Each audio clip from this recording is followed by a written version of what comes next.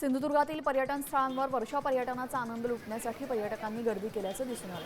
पावसानं थोडी विश्रांती घेतली असली तरीही आंबोलीतील धबधबा आणि कावळेसाद पॉइंटवर इथं पर्यटक मोठ्या संख्येने दाखल झाले। या ठिकाणी धबधब्याचा आनंद घेताना ते दिसून येत आहेत।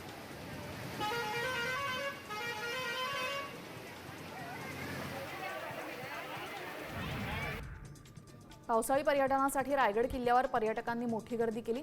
रिमझिम पाऊस त्यातच परिसरात पसरलेली हिरवळ पर्यटकांना भुरळ घालतीये।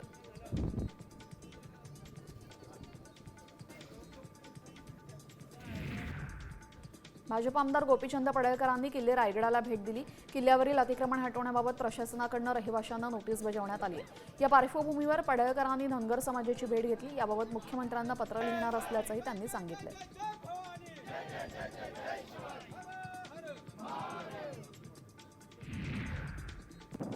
कोल्हापूरहून गोव्याच्या दिशेने निघालेल्या आयशर टेम्पोचा सिंधुदुर्गातील तिलाली घाटात जयकर पॉइंटजवळ भीषण अपघात झाला। कार चालक वाहनावरील नियंत्रण सुटल्यामुळे टेम्पो 100 फूट खोल दरीत कोसळले। अपघातात चालक आणि क्लीनर हे दोघेही गंभीर जखमी झाले।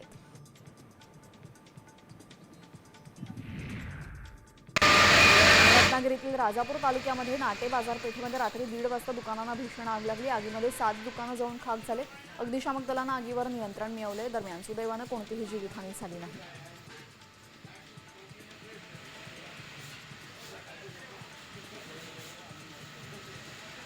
आता isakal.com आहे देशातील नंबर 1 ची मराठी न्यूज वेबसाईट। प्रत्येक अपडेटसाठी isakal.com ला नक्की भेट द्या।